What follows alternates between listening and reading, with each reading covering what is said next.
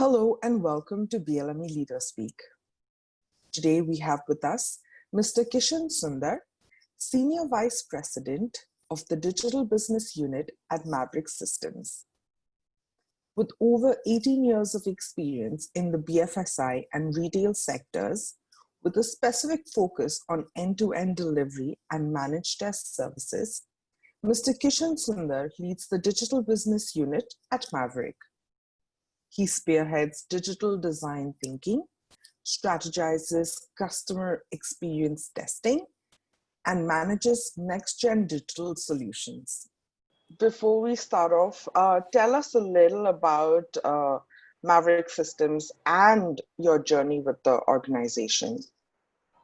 Okay, starting with Maverick System, it was started way back in 2000, and we are celebrating the 20th year of the formation. Maverick Systems primarily helps the banking and the fintech leaders, as well as a bit of the insurance organization, in accelerating their business transformation. When I say business transformation, effectively we bring the domain as well as the technology competency to help them to have a future ready strategy. And also, we being born in 2000, we also are born agile. So ideally, high velocity and iterative is our execution mantra.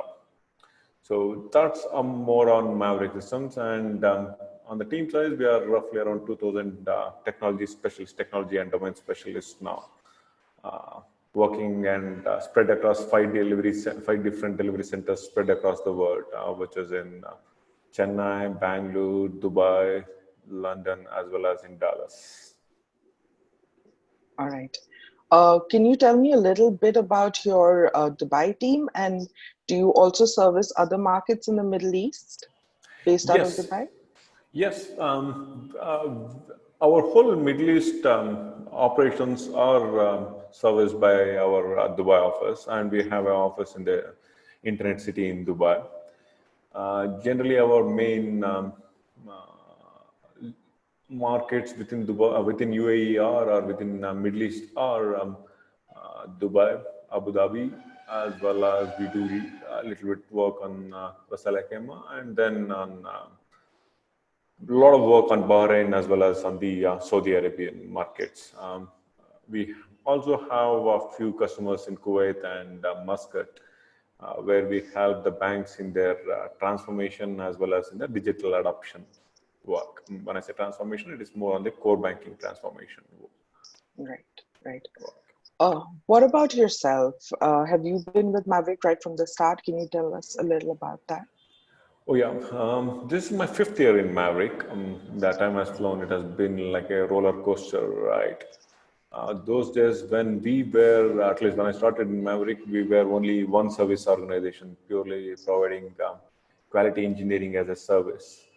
Whereas now we have expanded our own service offerings into digital as well as into data, and now also into product partnership with Temenos T24, where we help the bank in T24 implementation or as well as in the upgrade of the Temenos product. So yeah, it has been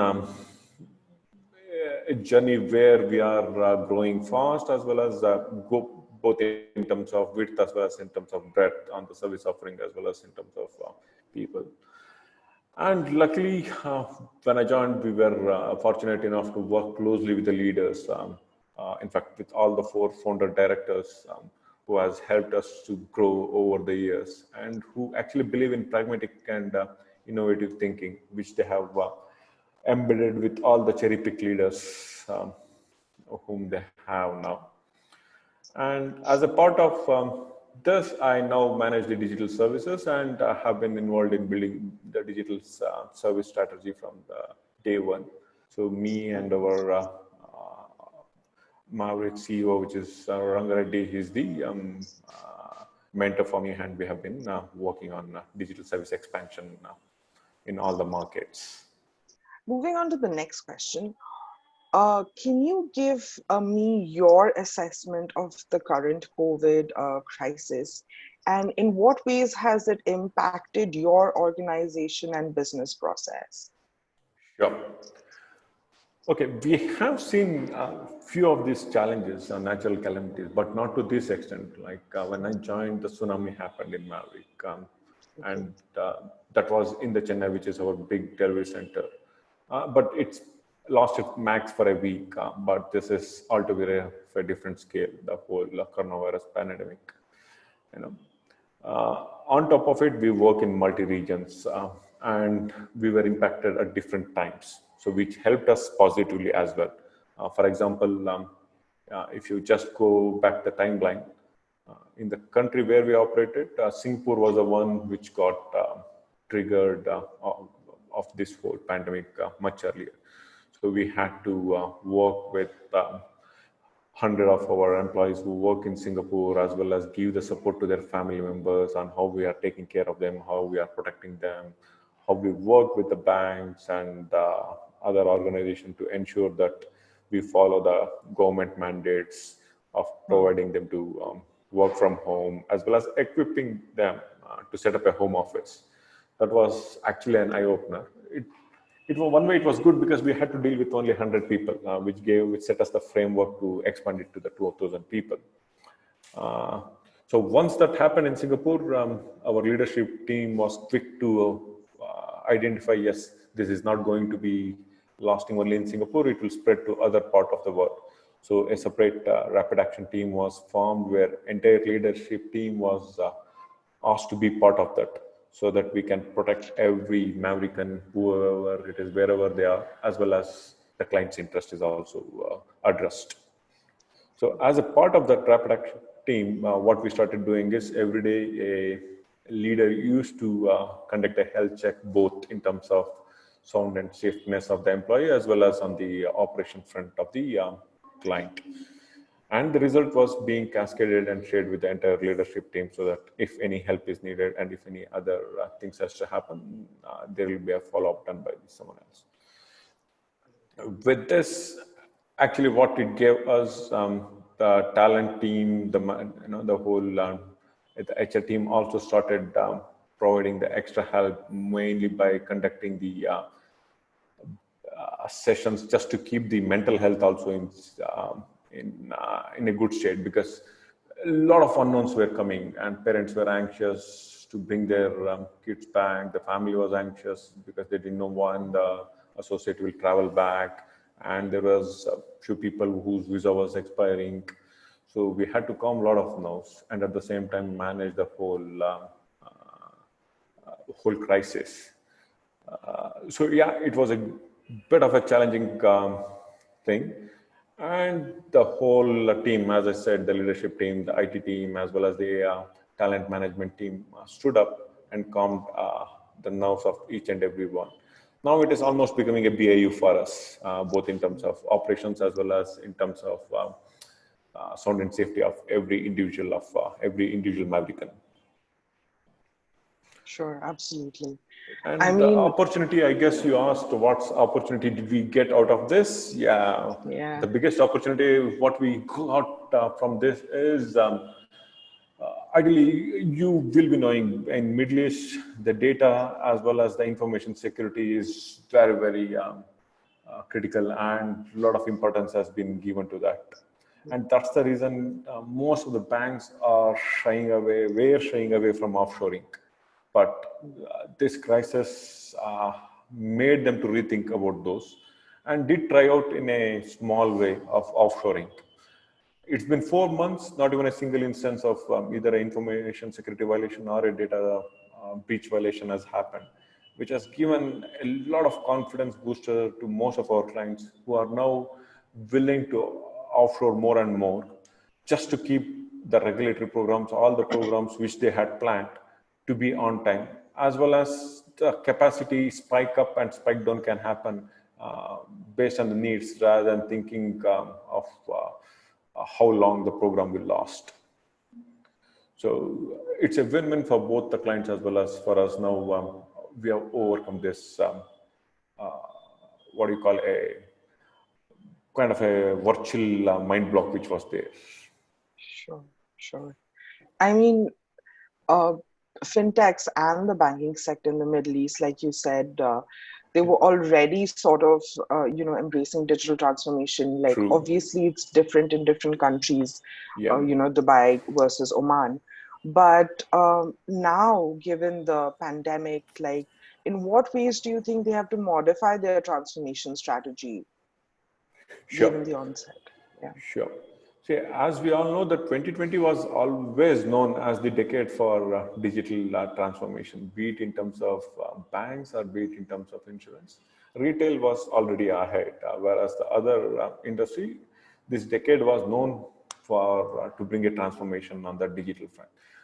But the digital front, people thought will be more a back office than the front office, at least the first half of the decade.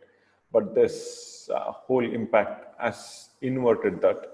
And most of the transformation actually is happening more on the customer facing, while the transformation as planned earlier is also happening on the back end, which is much more to help remote working as well as to be more effective in terms of client engagement.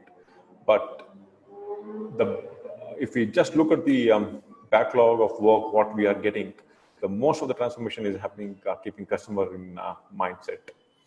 So essentially, this means the earlier the government were pushing for open banking. Now banks are embracing by themselves. There is a no push needed by the regulators. Uh, the second thing is the earlier big programs might be a past and a iterative way. A small programs might be the way forward, because we have seen, at least in Middle East, a release used to take a maximum it used to take, or rather a minimum it used to take, is 3 months for any release. Whereas now we are seeing a weekly releases, and that releases are in the hands of the customers. So the customers are getting the benefit of any products which are getting released there. So the releases are becoming shorter. Definitely, as you said, Muscat, Dubai, already were in a uh, in different zones in terms of cloud adoptions. Again, because of data center challenges, whether the data center should be there in the same region. Now with Alibabas of the world or the Amazons of the world as well as Azures of the world, having the data centers in Middle East, the cloud adoption is becoming much and much relevant in the banks. Yeah, that's more on the transformation, what we are seeing, at least the next 2 years, the banks are embracing. Sure, sure. I mean, I was reading somewhere and they said during the time of a crisis, there's no better opportunity than for technology to shine. Sure. And what, in your opinion, do you think now is the biggest opportunity, or is the next big thing now for the banking and fintech industry? See, as the whole thing has made the customer embrace digital, right? As well as with the digital, the operation cost, which is the primary spend a bank spends on, is becoming thinner. Ideally, their operation cost is going less. And the other way is with cloud adoption, their infrastructure cost is also can be reduced because of scaling up and down. They don't have to invest upfront on the capex. Their capex is also under control now. So their entire technology spend now is changed to see how they can buy and build the talent together, so that the customer gets the maximum benefit out of it. So there was a time when business was driving technology, and then slowly technology was driving business. But now it is turning out to be customer is driving both technology and business. Ideally, the whole focus is how customer is behaving. The banks wants to react to it, and they have, as well as now with regulatory is also changing the regulation quite frequently. They want the whole system to be loosely coupled, so that any changes need not be a mammoth change or a god change kind of things. So with this, what I feel is most of the ecosystems of the banks, it becomes loosely coupled.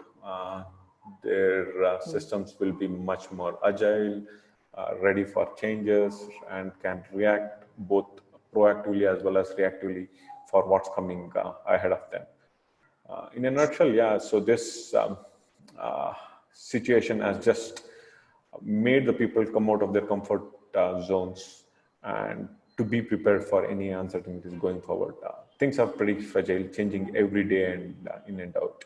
So banks are becoming as agile as the fintechs now. So it's actually the heat is on the fintech rather than on the banks now. Sure, absolutely. And like you said, yes, companies have to be more agile and, everything is so unpredictable right now.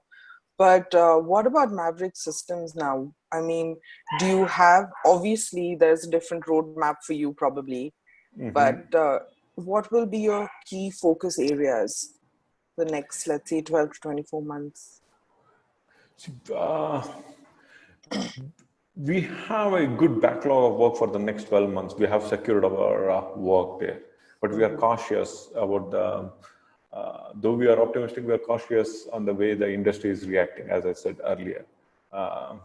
From business point of view, our average ticket size is getting reduced. As I said, they are now becoming very iterative.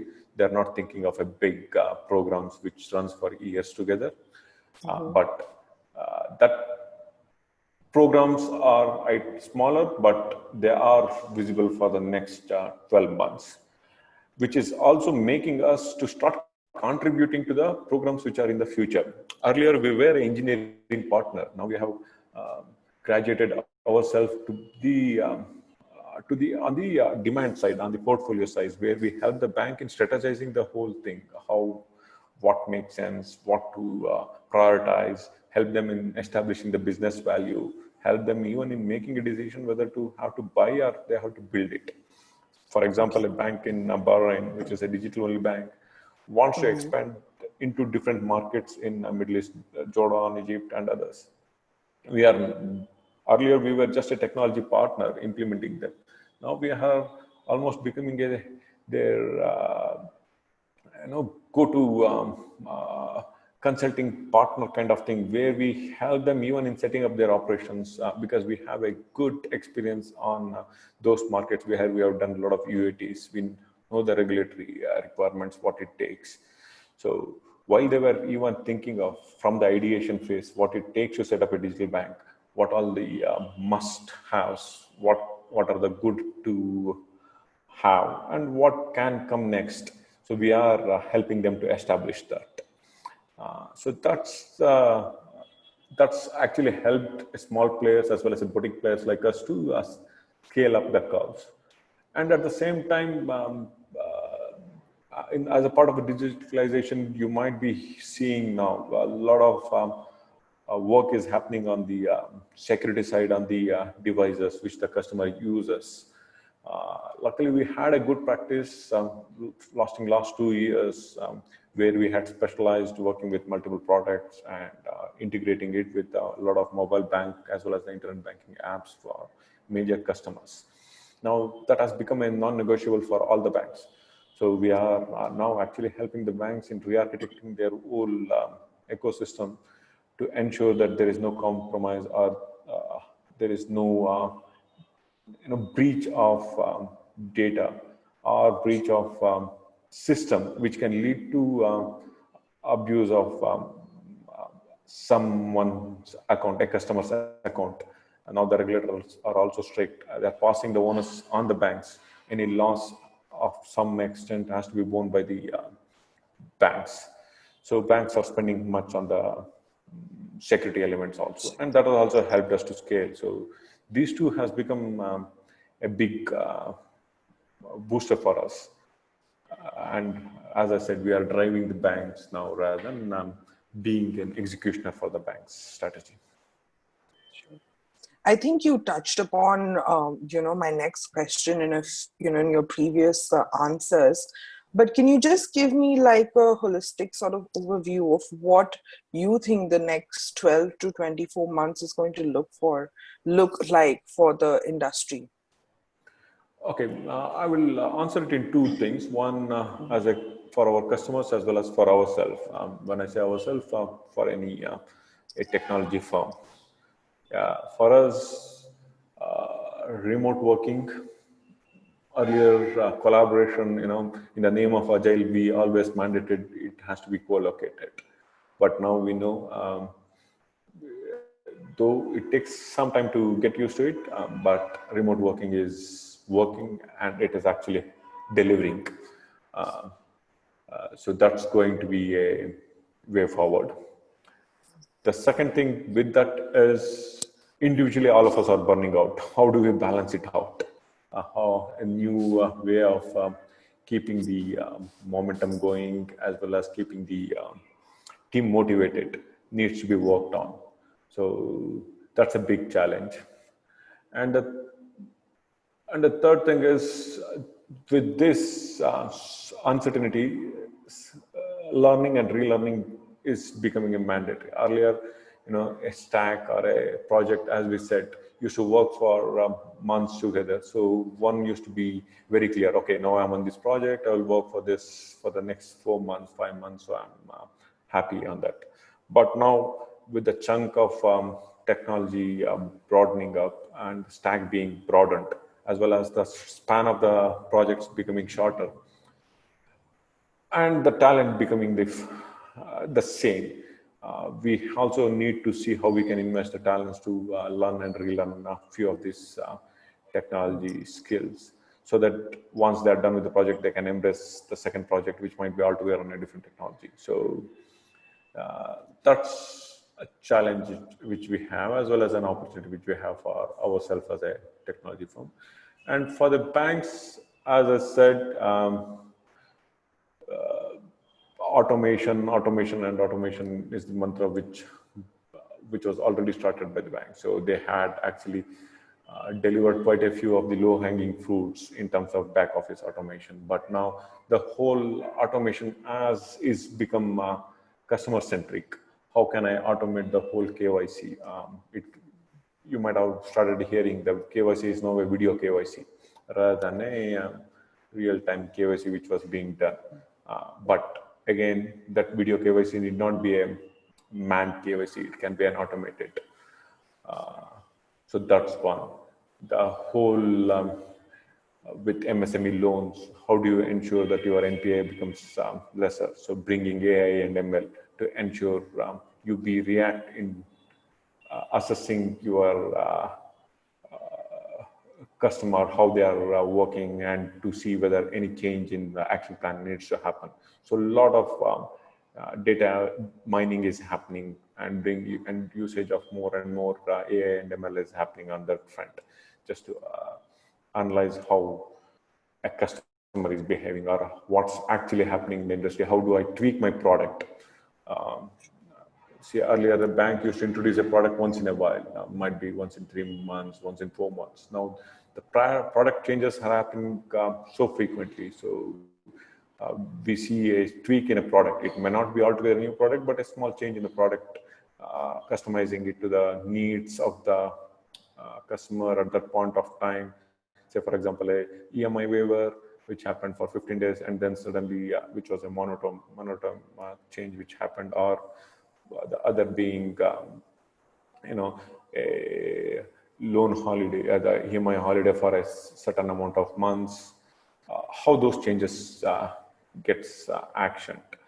So ideally, the product team, the business team, as well as the technology team in the banks should work together so that the changes are faster and can be introduced into the production quickly. Sure. Thank you so much. I just have one final question for you. Sure. And it's more on a personal note. What has been like a key learning experience for you during this pandemic? Yeah, as I said, the key learning experience definitely is coming from a human element, because that's not the same. Every person reacts differently with a different frame.